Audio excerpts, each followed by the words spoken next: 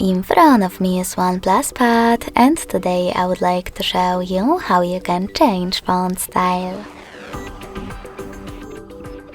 You need to start by opening Devices Settings and scrolling down just a bit to access Display and Brightness. Following that, scroll all the way down, click on Font over here, and select one of those font styles by tapping on the best one for you. You can check out preview above. Lastly, to save your new style, click on Apply. So when I do that, as you can see, style of my text has changed.